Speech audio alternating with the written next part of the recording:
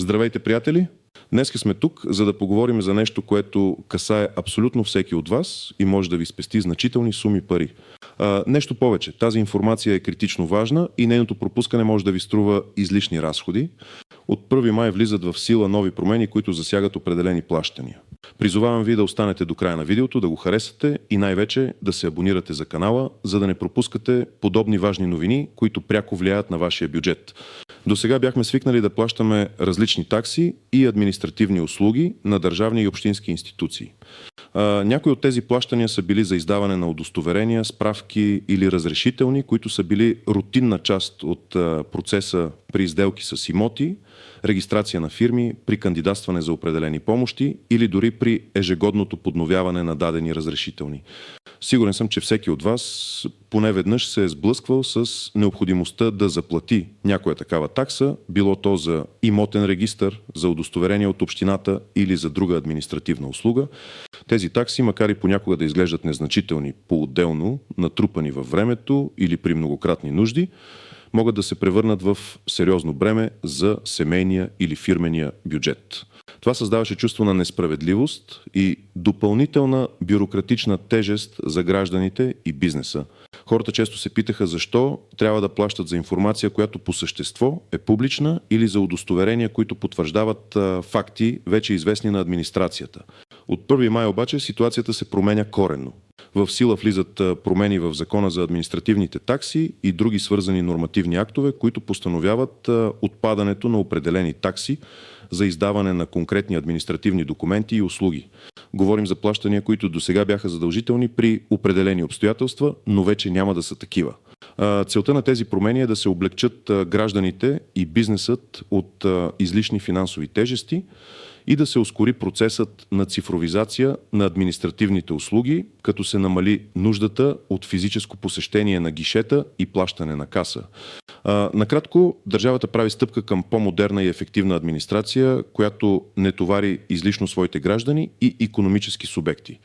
Това е дългоочакван момент за мнозина, които от години призовават за премахване на такива такси, които се възприемаха като пречка пред нормалното протичане на граждански и търговски отношения. Нека разгледаме в детайли какво точно означават тези промени за вас, кой трябва да бъде особено внимателен и кой може да си отдъхне. Промените касаят премахването на такси за издаване на определени удостоверения и справки, които са широко разпространени и често изисквани от различни институции. Конкретно става въпрос за отпадане на таксата за издаване на удостоверение за наличие или липса на задължения към държавния или общинския бюджет за физически лица, както и за юридически лица, когато тези удостоверения са необходими за участие в обществени поръчки, за получаване на лицензи, за вписване в регистри или за извършване на сделки с недвижими имоти. До сега, за да получите подобно удостоверение, например от НАП или от местната общинска администрация, трябваше да заплатите такса, която варираше между 10 и 50 лева, в зависимост от срока за издаване и конкретната институция. Представете си Ген Петров, който до сега е плащал 30 лева за удостоверение за липса на данъчни задължения, което му е било необходимо за продажба на наследствен парцел. От 1 май той вече няма да плаща тази сума, което означава чиста икономия от 30 лева. Това може да не изглежда много на пръв поглед, но ако той е в процес на уреждане на няколко имотни въпроса или продава няколко имота, тези 30 лева могат да се натрупат до 90 или 120 лева, които той вече няма да изразходва. Ами Гажа Иванова, тя е собственик на малка фирма за търговия, която кандидатства за нов лиценз за разширяване на дейността си. Всяка година до сега тя е била задължена да предоставя удостоверение за липса на задължения към държавата за подновяване на този лиценз, за което е плащала 20 лева. От 1 май тази такса отпада, което означава 20 лева по-малко разход за нейния малък бизнес всяка година. В рамките на 5 години това прави 100 лева спестени, които тя може да инвестира в закупуване на нова стока или в реклама. За малкия бизнес всяко спестено пени е важно и това е директно облекчение. Друг пример може да бъде младият инженер Георги, който кандидатства за участие в голям инфраструктурен проект. За целта му е необходимо удостоверение от общината, че няма неплатени данъци и такси към местната администрация.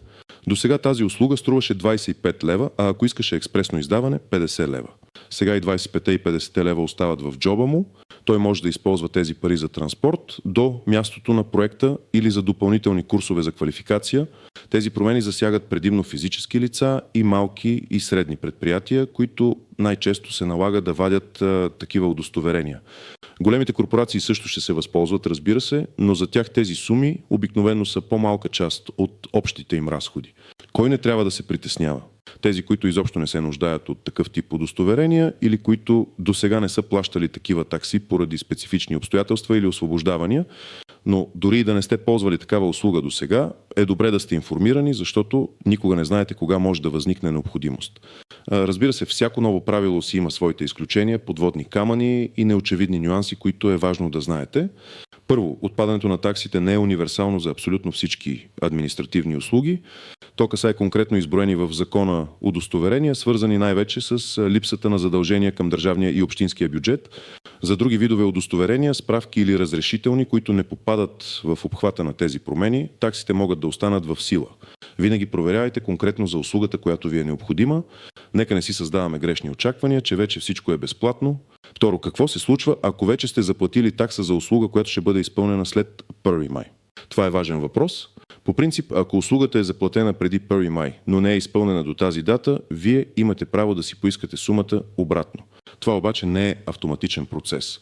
Ще трябва да подадете писмено заявление за възстановяване на неправомерно събрана такса към съответната институция, прилагайки копие от платежния документ. Не очаквайте парите да ви се върнат автоматично. Бъдете активни и си потърсете правата. Трети важен нюанс е, че въпреки отпадането на таксата, самото удостоверение или справка все още може да е необходимо. Няма да плащате за него, но трябва да го изискате от съответната администрация. В някои случаи, с цел още по-голямо облекчение, административните органи ще си обменят информация по служебен път и няма да се налага вие да предоставяте вече тези удостоверения. Но това е процес, който ще отнеме време и не всички институции са напълно синхронизирани. Затова винаги питайте конкретната институция, която изисква от вас документа, дали те ще си го набавят служебно или все пак ще трябва вие да го представите, но вече безплатно.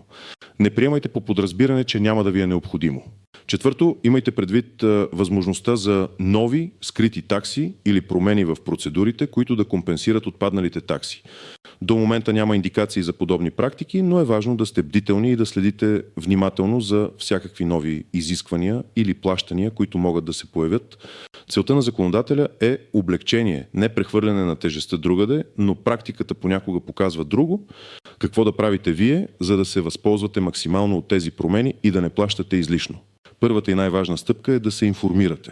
Преди да отидете да плащате каквато и да било такса за административна услуга след 1 май, проверете дали тази такса не е отпаднала. Можете да направите това, като посетите официалния уебсайт на съответната институция – НАП, община, районна администрация или министерство.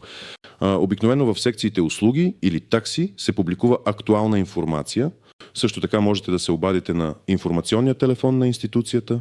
Ако сте планирали да заплатите такса за някое от гореспоменатите удостоверения, изчакайте до 1 май. Няма смисъл да плащате сега за нещо, което след няколко дни ще бъде безплатно. Ако вече сте платили за услуга, която ще се извърши след 1 май, не се отчаивайте. Съберете всички платежни документи, касови бележки, банкови извлечения или фактури. С тях отидете в съответната администрация и подайте писмено заявление за възстановяване на недължимо платена такса. Посочете ясно причината – отпадане на таксата с закон от 1 май и приложете копията на платежните документи. В заявлението задължително посочете ваша банкова сметка, по която да ви бъде възстановена сумата. Спазвайте сроковете за възстановяване, които обикновено са между 14 и 30 дни. При посещение на администрация, ако ви изискат такса за удостоверение, което знаете, че е отпаднало, любезно, но твърдо посочете новите разпоредби. Ако служителят не е информиран или ви отказва услугата без такса, поискайте среща с ръководителя на отдела или се позовете на конкретния член от Закона за административните такси, който вече е променен. Важно е да сте подготвени и да знаете правата си. Може да се наложи да проявите малко упоритост. В обобщение, от 1 май влизат в сила важни промени, които премахват такси за издаване на определени административни удостоверения, свързани основно с липсата на задължения към държавния и общинския бюджет. Това е голяма стъпка към облегчаване на гражданите и бизнеса. Бъдете информирани, не плащайте излишно и си търсете правата, ако сте платили предварително. Тази промяна може да ви спести пари и ценно време. Аз ви благодаря, че останахте до края на това видео. Надявам се, че информацията е била полезна и ще ви помогне да избегнете излишни разходи. Моля, споделете вашето мнение в коментарите отдолу. Какво мислите за тези промени? Смятате ли, че са достатъчни? Не забравяйте да харесате видеото, ако е било полезно за вас, и да се абонирате за канала, за да получавате още такива важни новини и съвети. До нови срещи!